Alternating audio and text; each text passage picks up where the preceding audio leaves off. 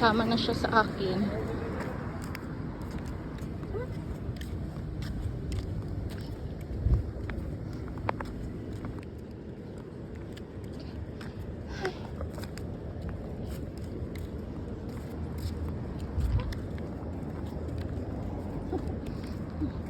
Let's cross.